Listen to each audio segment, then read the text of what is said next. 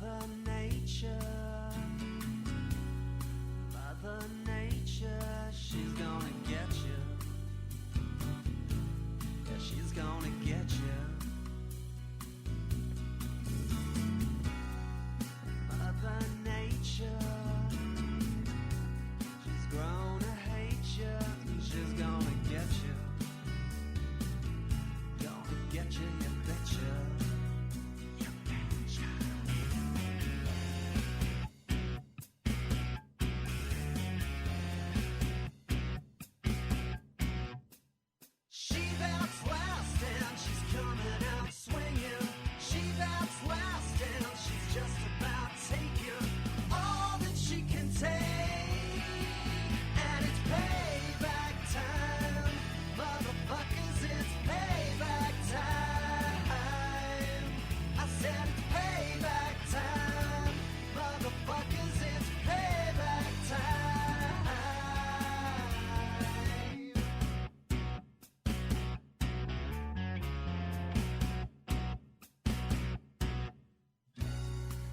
Every year of my life, that's almost 52 years. Welcome to Nature Bats Last on the Progressive Radio Network. It's NBL on PRN.FM. This March 2nd, 2021 edition, episode 148 of Nature Bats Last, comes to you live from Rakino Island in Aotearoa, New Zealand, and also from Central Florida in the United States. This is Kevin Hester, and I'm again joined today by my regular host, Professor Guy McPherson, and also by sometime co-host, Pauline Schneider. Today's show includes conversation with Mimi Riley. Guy, will you do the honors, please? Thank you, Kevin. Today we are joined by longtime college educator Mimi Riley. Mimi preceded her illustrious career in higher education by dropping out of high school in the 9th grade. There were more interesting things happening in the streets than in high school during the early 1970s. Only a few years later, Mimi graduated from the University of California at Berkeley with a degree in sociology. A master's degree in the same subject followed 4 years later, and she then qualified for a doctorate degree in sociology in 1998. Mimi has been a tenured sociology instructor at Butte Community College for 20 years. She created Butte's multidisciplinary certificate in sustainability studies in 2007.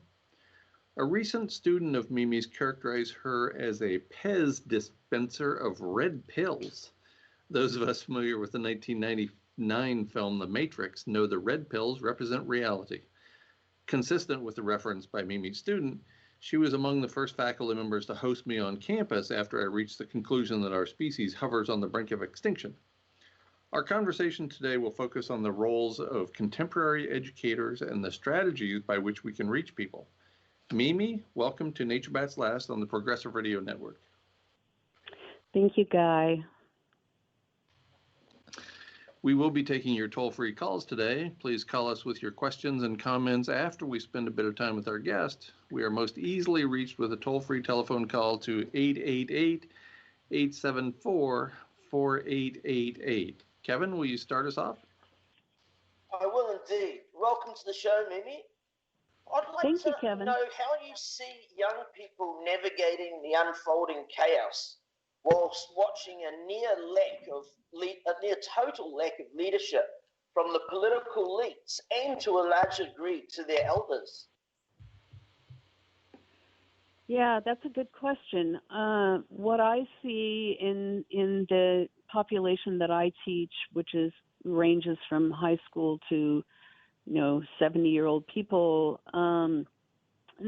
generally working class people, because I chose to teach at community college, is that they are increasingly uninformed and misinformed, and there's so much going on in our culture today that they don't know who to believe or where to turn anymore. And so this, just ties in with the immense polarization that we have in our society. And I just want to mention the erosion of any sort of social consensus on reality. So, years or decades ago, it used to be that science was upheld as, discovering truth. And when scientists would put out the truths that they would find, the emergent truths they would find, that everyone in society pretty much agreed upon that. They respected science. And now, and from that point, you could be, right or left or up or down, and you could totally disagree on what to do about that particular phenomenon. And that's where, debate comes in, like what kind of policy do we create? What do we, but anymore, there is no social consensus on reality because science has been polarized. Science has been not completely, but it's been being delegitimated more and more.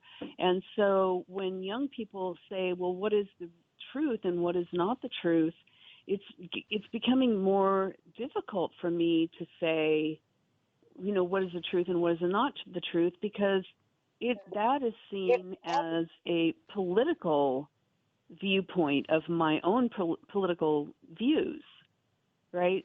So it's more and more difficult for me to say, okay, here's the scientific data, here's the emergent truth. How do we feel about this? What can we do about it? Because when I state that, a lot of people are suspect. They're like, well, where are you getting that? And that must be your own opinion. And so it's very disheartening for me as an educator right now, I have to say, to try to get through to people. I mean, there are several, bright students that understand, but in order to connect the dots these days, it's becoming increasingly difficult for students. Maybe that's completely consistent with what I see as well. We have become a culture of authority figures, which means opinions, rather than a culture of evidence. It wasn't that long ago. Carl Sagan was a respected science educator in this country. And now I doubt you could get him to go on television if there was a television station that would have him. So that brings to me, what is the role of educators? And I think this is the question that we can address today, because we have educators here. I was at a Research One institution. You're in higher education. Pauline is qualified with a Master of Arts degree in teaching. Kevin has been a social media warrior for a long time, getting out the information, and we're using a variety of platforms and a variety of means to get that information out. Mm-hmm. But my question for you backtracks a few years.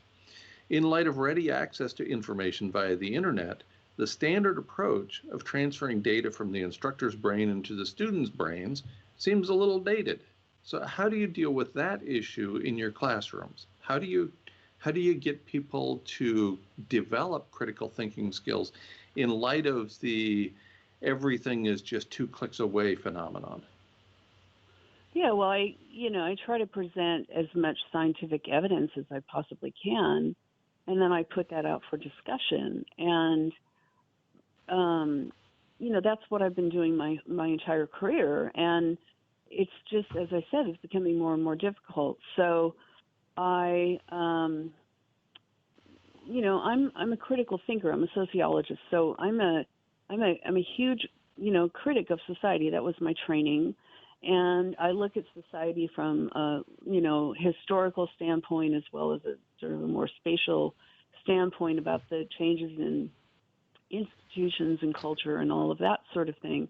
And so I try to provide a historical context for what's going on now, the slide into, if you want to call it fascism or authoritarianism or, whatever it is. I mean, the one of the main tools or tactics that's been used throughout history is confusing the people and misinforming the people and, the divide and conquer and all that sort of strategy. And the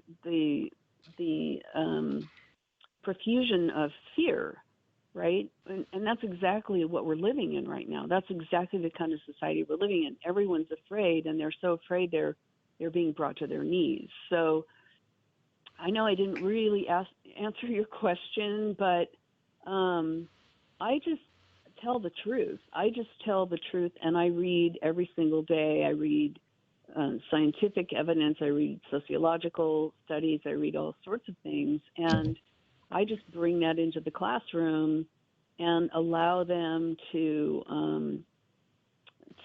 to debate amongst themselves. Even though we're online, they still have discussion, and it's all over the place. I've never seen anything like this in my 35 years in higher education and teaching TA in higher education, and so I'm going to retire next year because I just can't. It's just not working the way that it used to. And I'm not saying giving up. I'm going to just find a different kind of a venue because, I have a whole bullet list of what I think is problematic in higher education right now. There are trends that are happening right now, and they're happening rapidly.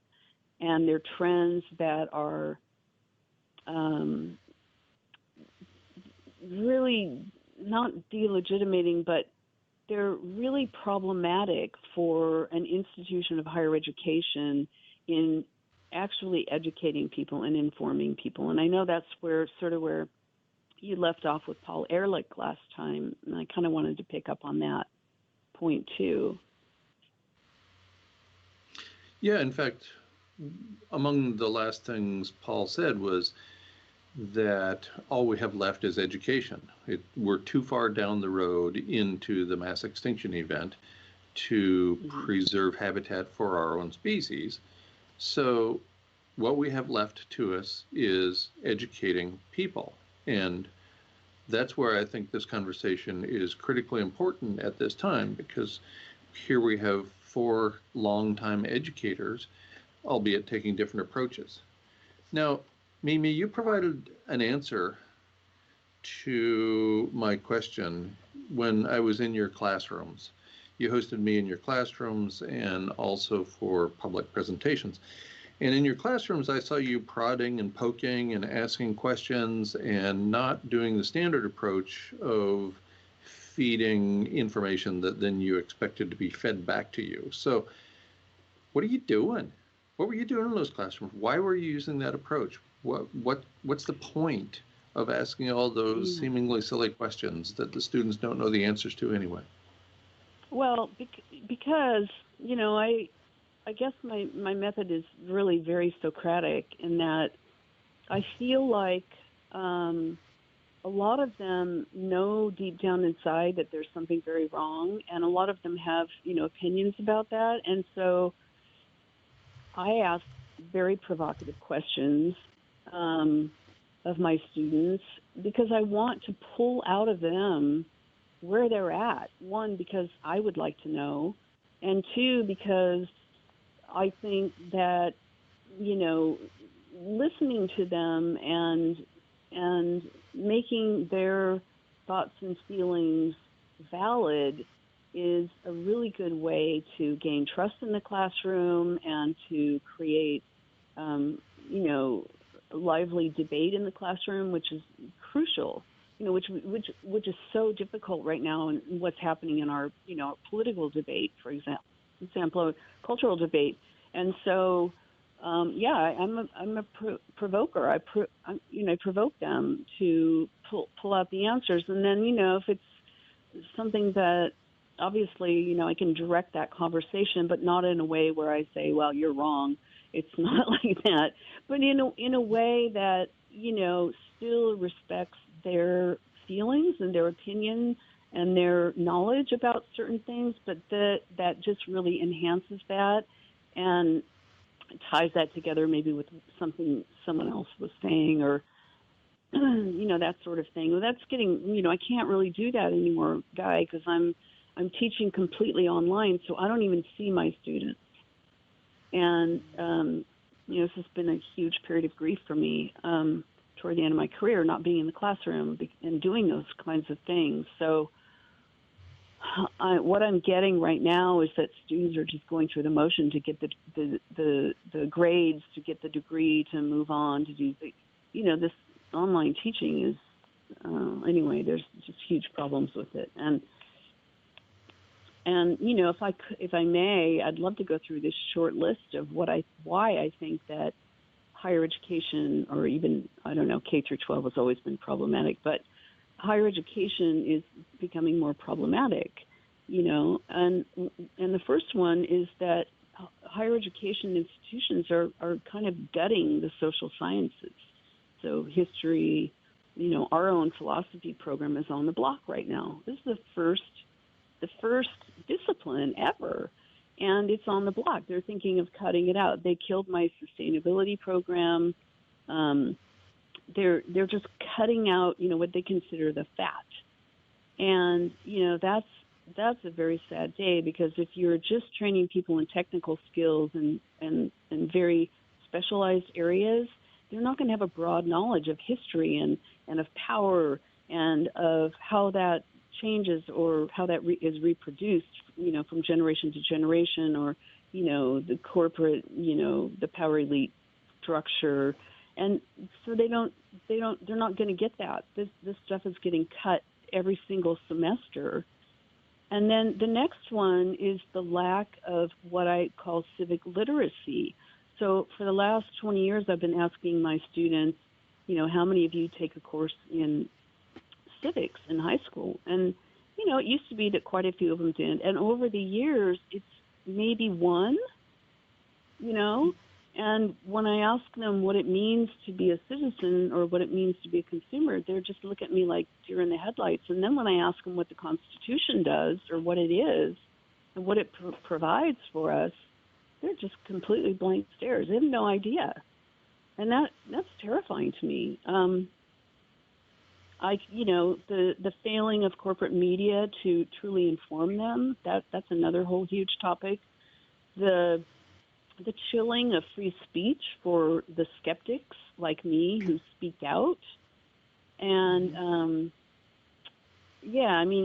I've just been watching recently how RFK Jr. has been silenced on social media. Dr. Zach Bush, who I follow, who talks about building our immune systems, he's now being defamed. Jim Hightower the other day, they would not let him post some things that had to do with corporations and media. And so I'm watching this happening every day. Oh, they've silenced him. Oh, they're defaming him. Oh, so any voice in society that has a different take, they're being silenced by, private corporations like Facebook or, that sort of thing.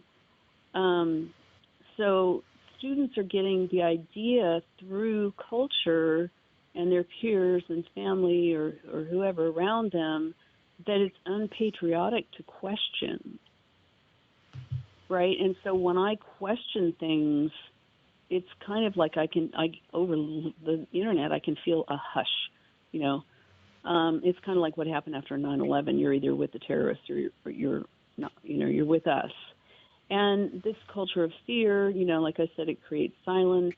And there's also a chilling of speech in higher education now that we're online. So normally I would go into a classroom and I would deliver a lecture and I would create a huge discussion about that.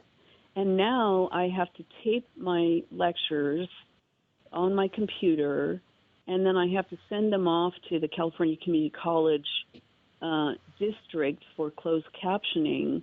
And those lectures are now being stored in some black box somewhere. That terrifies me. That's surveillance. That's part of the surveillance mode that's coming in. And I don't like that. Then there's the intimidation of what I see, the intimidation of junior faculty. So I have, several friends who are in their late 30s who have just become tenured, and they're scared to death because our administrators are becoming punitive. They're becoming, we'll cut this and we'll cut that and we'll make your life miserable for you. So these younger faculty come to me and I say, look, you have a right to do X, Y, and Z. You're an academic, you're tenured. And they say, what? Really? I can't, what? I can do that? They're terrified. So, and then you have, finally you have the, a couple of things. The older faculty who have the institutional memory of what academic freedom is about, they're dying and they're retiring in droves right now.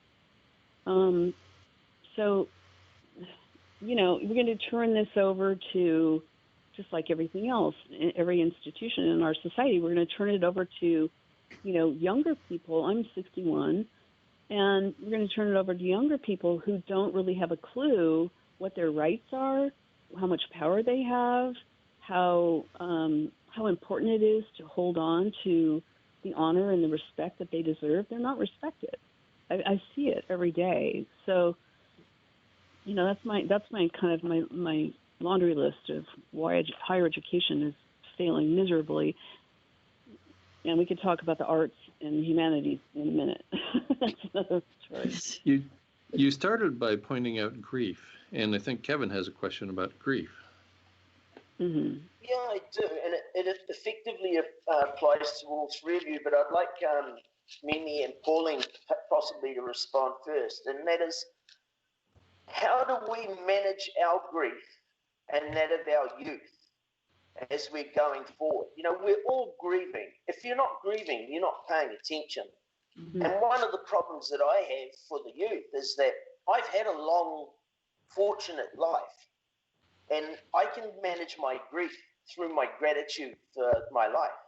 But young people had all this expectation in front of them, and that expectation either has been snuffed out or is in the process of it. How on earth do we manage this tsunami of grief? Could you go Mimi first and then Pauline, please? Well, I think they're carrying a lot of grief that they can't identify.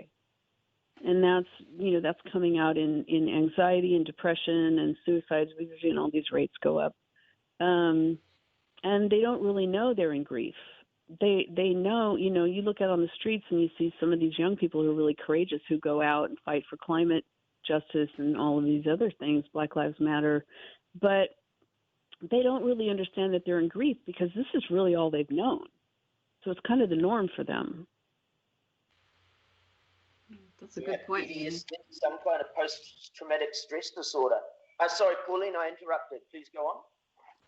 No, I was just agreeing. I was saying that's a really good point, that's the situation that they were born into, a situation not of their making, where it's been difficult and it's been traumatic from day one. These kids today have had 9/11 situations from when they were toddlers.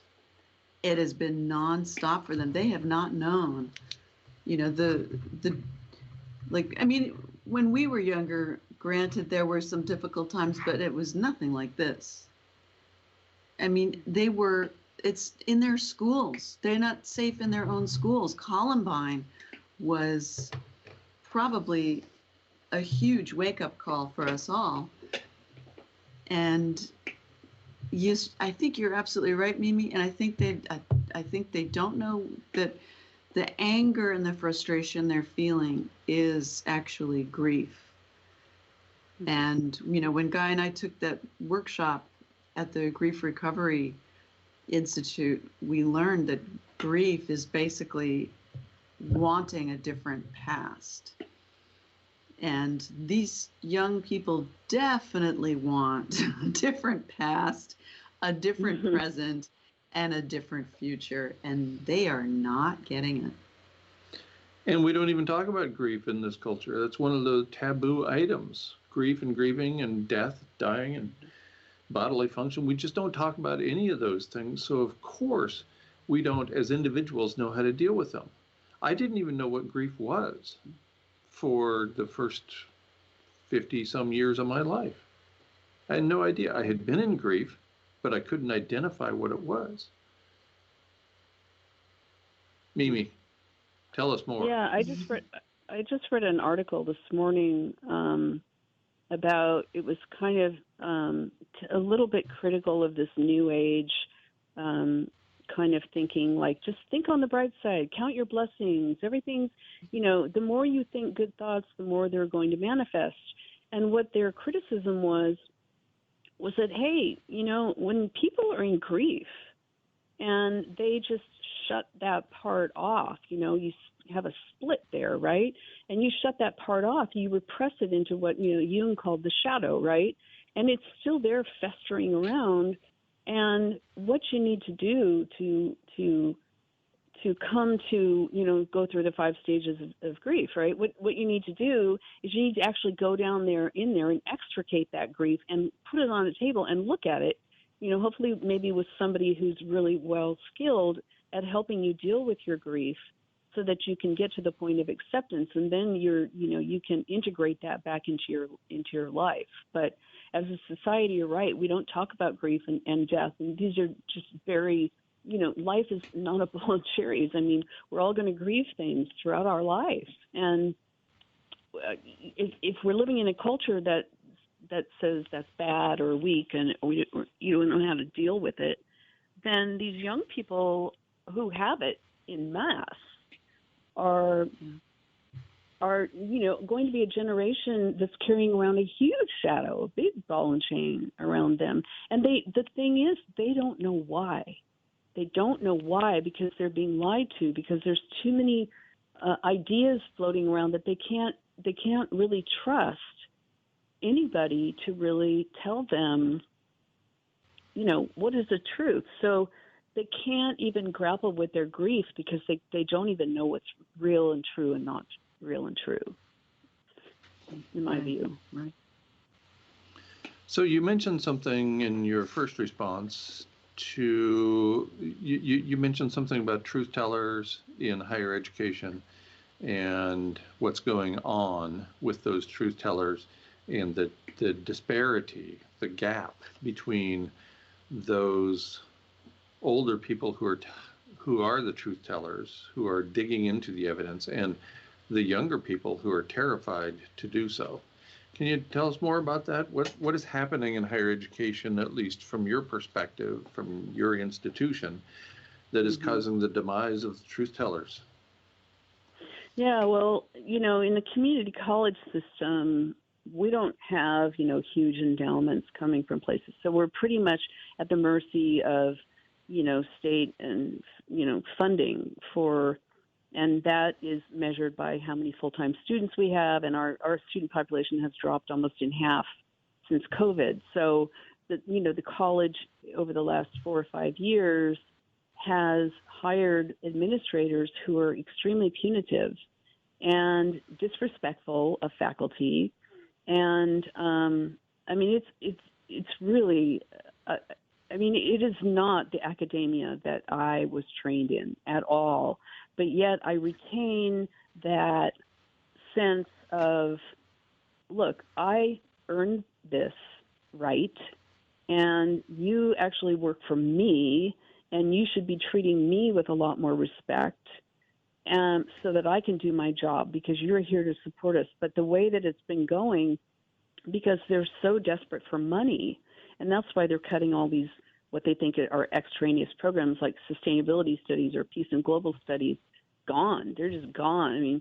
It took me, years to put that together. And a colleague of mine put together a peace and global studies program. They were both extremely popular, but apparently not popular enough. So they went on the chopping block. And I think I think it really boils down to higher education, at least at my level that I'm teaching at right now, is a corporate machine.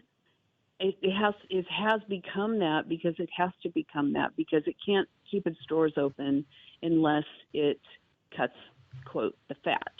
And, it's continuously searching for money. And so if that means intimidating people, if that means, not granting tenure to a lot of people who haven't been granted tenure, and there's a lot of lawsuits going on at my school about that. It's just, like I said, they're talking about cutting our philosophy program. That just blows my mind. It's like, what? Like, what are you talking about? Like, social science, sociology. So when I'm the only full-time sociologist, and I have a few adjunct. But when I retire next year, they're not going to replace me. They haven't replaced our full-time anthropologist, and she's been gone for 3 or 4 years. And there's some other social science disciplines like that, political science. They're just not replacing them because, well, full-time tenured faculty earn a lot more money than, your associate faculty who you can exploit. So that's where it's going. I mean, I'm a conflict theorist, at heart, and so I just see this antagonism between these sorts of institutions that now have to focus all of their attention on making money, and they're going to cut corners however they can. And in doing so, they're hiring people on part-time basis who, of course, can be fired at will, pretty much.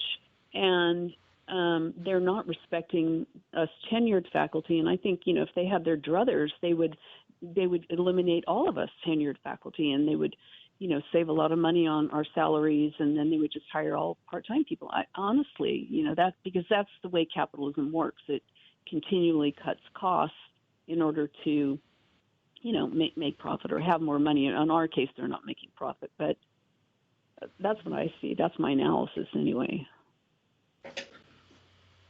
I think you have things turned around there, Mimi. You're saying that peace and global studies and sustainability, peace globally and sustainability are important compared to money? I think you're confused about this whole arrangement. With that, Pauline has a question for you. Yeah, it's really disheartening to hear, that this is what the state of our community colleges are in, and our universities as well. I have my bachelor's in sociology and anthropology, so if I can't imagine, not having, the resident anthropologist and sociologist on campus to go and pick their brain and, just hang out with them and get some wisdom from them. And it's just really, it's stunning. So here's the question. The students today who come to you and are confused, disinformed, uninformed, brokenhearted, angry, depressed, grieving, do they... The lucky ones. She means the lucky ones. They're alive. They're still alive. The thing is, one of the things that we, that always brought us some hope, and I know that's a bad word in this universe here, Hopium. but it was that the majority of the citizenry in this country, which tends to be, has a reputation of being very authoritarian and conservative, but the majority in the 70% percentile are very supportive of progressive agendas, education, the arts, equality, justice. Are these things that the students, do they know that that's actually the case? Or are they operating? Yeah, where they talk about there's no hope. No, I mean, I do mention a lot of that, and I say, really what's happening with a lot of people in this polarized society is that, and mostly people who are not educated, who like to follow along or latch on to some kind of a, whatever movement, is that they're really voting against their own self-interest. And I teach about the power elite, and, probably you're familiar with C. Wright Mills. And, I say another historic tactic is conquer and divide. So let's get us all to not like each other and, not trust each other, instead of looking up and seeing, oh, wow, what are those people doing up there? Why was there just a $1.3 trillion profit for people like Bezos and, Zuckerberg and, who are the rest of them are, Bill Gates? But $1.3 trillion profit since COVID those people have made. And, I would point out to my students, as I think I just did in a lecture the other day, that money should be going to the people. That money should be going to healthcare. That money should be going to really, truly create a national plan about this COVID, which has just been, it's been ridiculous without leadership. And, a lot of lives could have been saved. And I just think that these people who are profiting off of the money, people, they say, I'm outraged about that. But, what are people really doing? I mean, there's so many layers to this power structure, culturally, institutionally, and it takes a lifetime of learning and doing this every day, as I do as a sociologist, to really be able to connect the dots and develop, the sociological imagination where you can really see how everything is working together.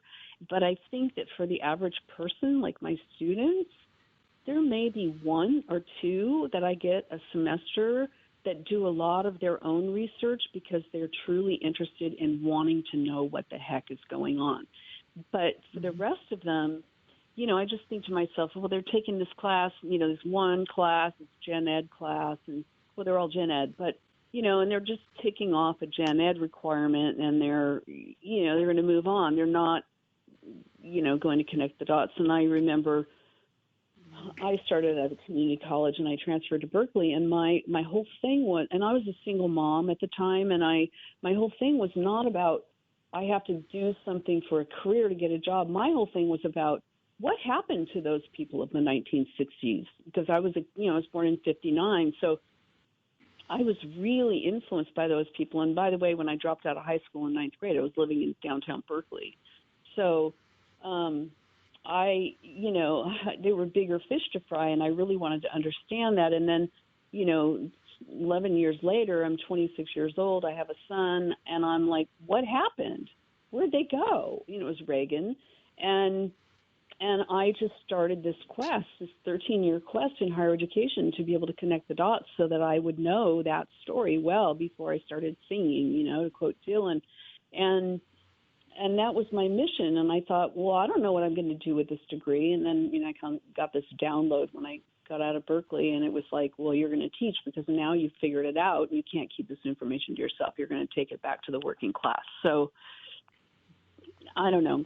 I'm kind of meandering a little bit, but what I do want to say is the inability to connect the dots is coming from, the culture, the corporate-owned media, and also in higher education from the fact that the disciplines are completely siloed, right?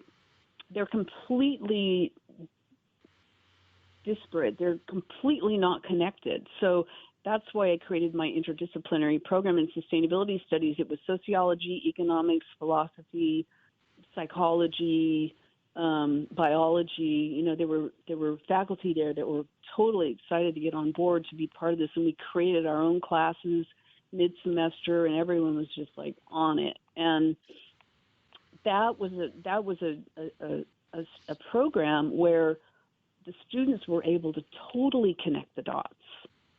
But when you just have these siloed disciplines where, I'm going to major in computer science and that's pretty much all you do, then you're never going to connect the dots. And what a great place to have people.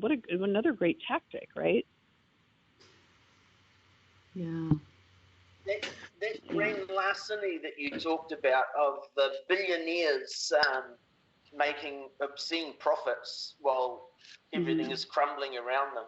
That's reflective of me of the end of all the other civilizations that had fiat currencies. This is exactly what happened. Extraordinary wealth disparity. The ruling class has been completely disconnected from the reality for the people on the streets. Next thing, they all had a look of surprise on their face, and then they seen people running towards them with pitchforks. Do you have a pitchfork? Is that what you're saying? Are you recommending the sale? Did you go into the pitchfork business? Mimi, I have a question for you. Earlier you mentioned broad knowledge, as if it was a good thing. And what's the point? This is the general overall question that has been plaguing me pretty much my entire adult life. What's the point of a whole holistic life? Why would we do that? to okay, ourselves. because it creates a holistic mind and a holistic person who understands how, as a sociologist, for me, it's important to be able to understand culture and cultural trends and what's being filled into our consciousness by media messages over and over, in order to be more, you have to have more, and, all that kind of stuff. And to know, to understand what all the different institutions do, like the economy and the government and the media and the educational systems and all of them, and to know how we fit into them and how we're socialized through them and how they are all, to sort of use a Marxian term, the base and superstructure, the culture and the institutions are, for the most part, mirror images of the interests of the base, which is the economy and the economists. And so if this is what we're being fed, then we are not seeing the whole picture. It's almost as bad as, any totalitarian state where they don't allow any dissenting information. They don't allow, it's either you're a consumer and you are obedient and pliant and compliant, and or you're something wrong with you and you are going to be a social outcast. So yeah, for liberal arts education, which is why we have general education as the precursor to majoring in your degree later, is so that you can become an intelligible person who can have a conversation about every different aspect of the world that you live in. I mean, we're living in this world. It's not like we're studying rocks.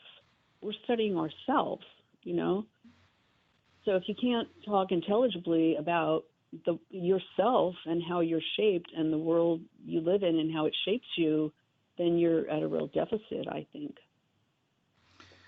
And yet, you mentioned the silo effect on every college and university campus, and the discouragement to move from my silo into somebody else's silo.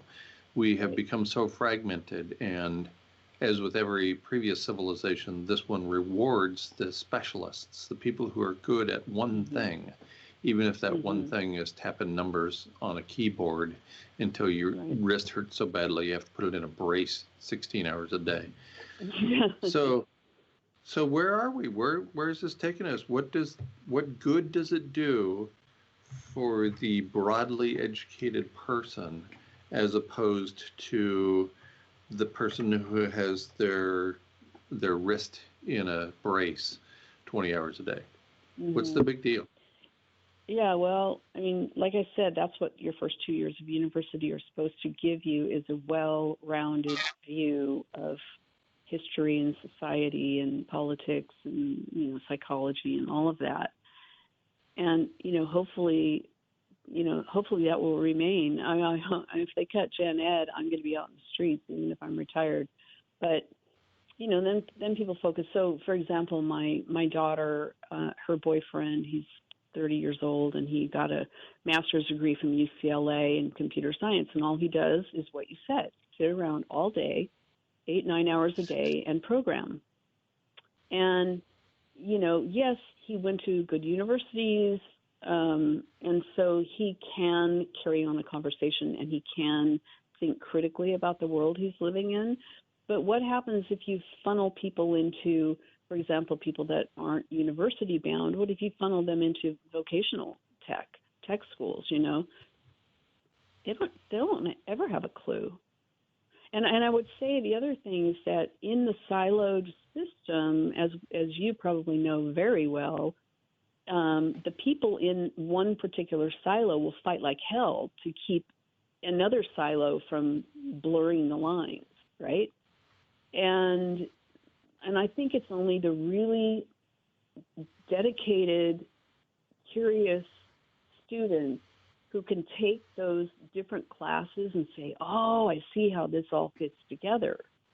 That's kind of what happened to me. And because that's what I set out to do, is to figure that out. And I just talked to a woman yesterday who's 30, who's in one of my classes, and, she said, "Oh, I'm reading," and she's doing all this extracurricular reading that she's stumbled across herself through some of the things that we're looking at. And I just really, my hat's off to that student, because she doesn't have to do that. She wants to do that. And I am grieving. I am grieving the point and the purpose of higher education, which we've had with us for how long? I mean, thousands of years, if you want to take it all the way back. And it's just not the same.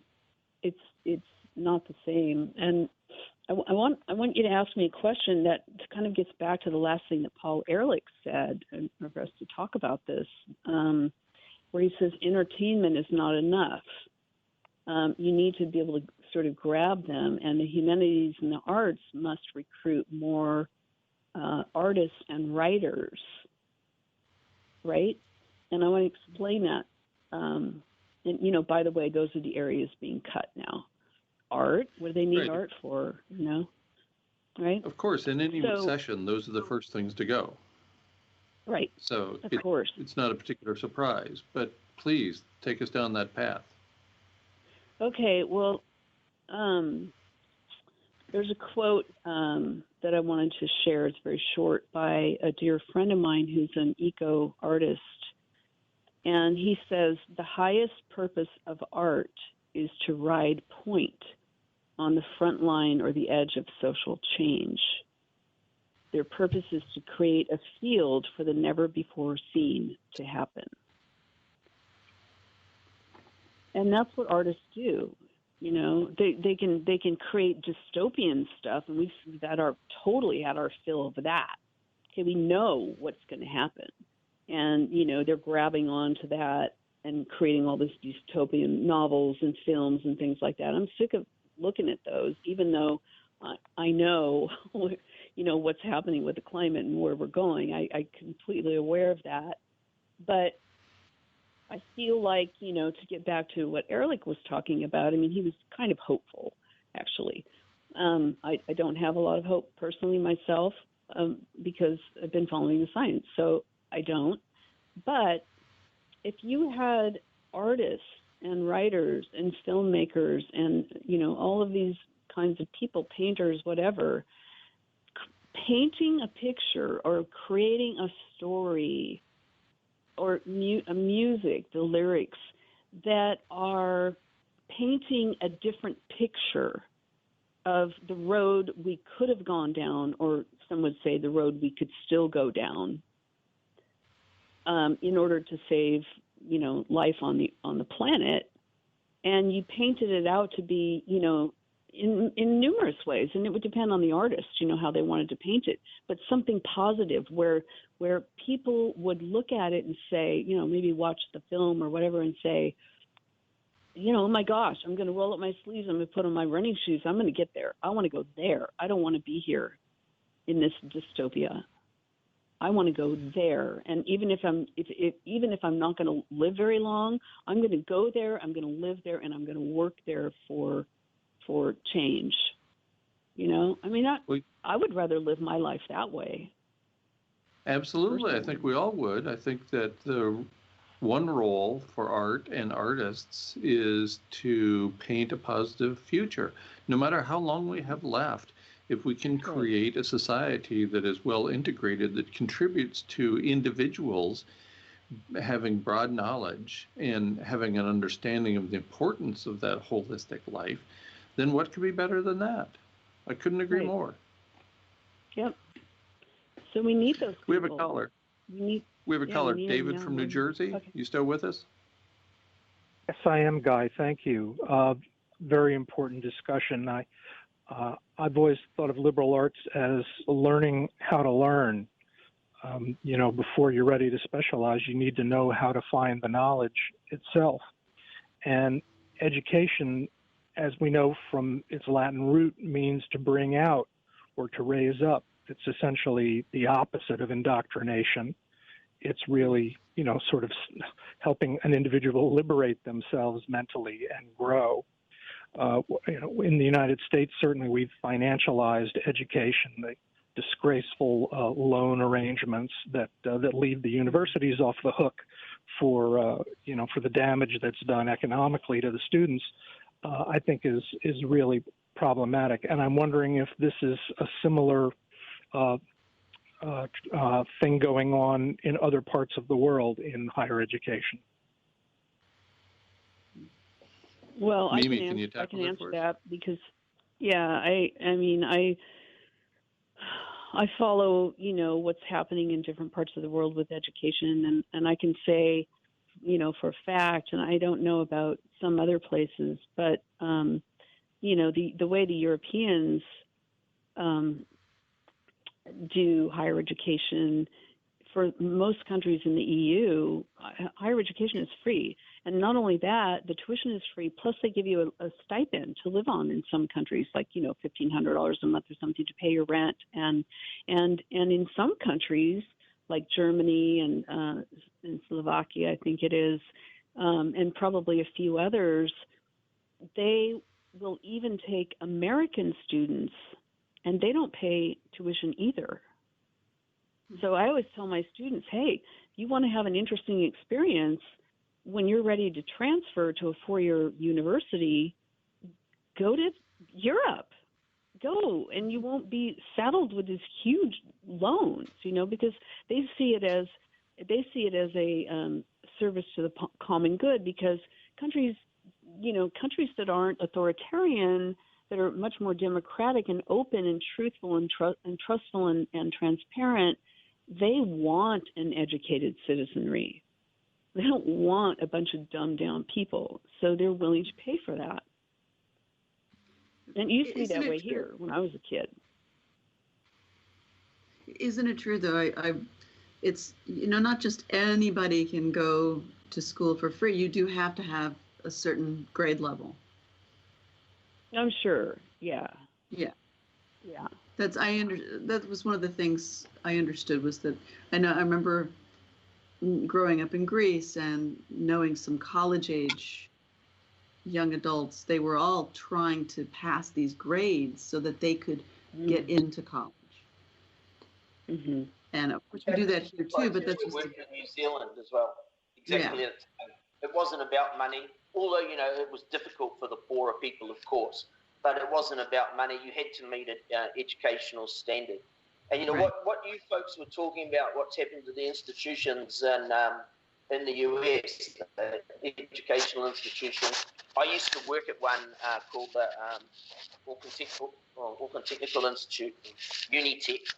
And Guy and I both know some of the professors there who were tutors, and all of them are frustrated. All of them had their departments gutted. It was just watching a flamethrower be put on a system that worked and being converted into something that didn't. Yeah. Mimi, we have just a minute or two left for the show today.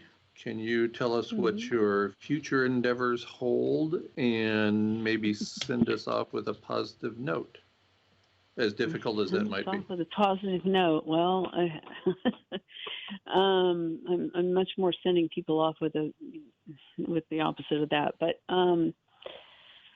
what am I going to do? Well, I don't know what I'm going to do. I don't know if I'm going to, when I retire, if I'm going to write, if I'm going to, who knows, maybe I'll be organizing junior faculty around, and letting them really know what they are and what their value is. And because it just saddens me so deeply that respect that academics once had is slipping away. And, I think pretty soon it's going to be the administrators who dictate to the academics what they should be teaching and not teaching, and it's already starting to happen. So I do think, though, that the students, even in their grief and even in their inability to connect the dots, I think they really are hungry for it, and maybe a different platform, maybe a different, I don't know how it's going to happen, but Yeah, I really don't. I'm sorry. I just can't think of anything positive right now because it's rapidly deteriorating, and I'm watching it. And so I think it's going to take a huge cultural change, political change, for people to not vote against their own self-interest and to make college education free and to not have student loans anymore. And, I think it's going to take a huge change. And I just personally don't see that coming because the march of capitalism and the rationalization of society, it is powerful. It's super powerful and it's super layered. And this is just, we're looking at one aspect. So I'm sorry, I can't give you anything better than that. That's all right. You continue to tell us the truth, and that's all we can ask for. Thank you, Mimi Riley, longtime educator, for joining us today.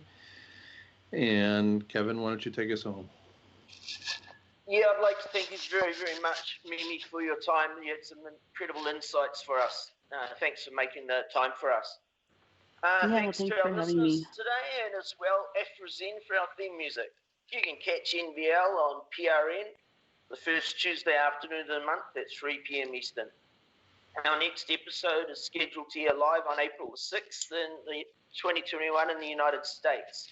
And that's April the 7th, Wednesday in Aotearoa, New Zealand. We'll be having Jim Musser back on board, who's an Arctic oceanographer. Also, continue to follow the Nature Bat's last blog, guymcpherson.com, further updates, interviews and speaking tours, and you can keep up with my work at kevinhester.live. Until the next time, remember the dominant culture is very clever, but in the end, nature bats last.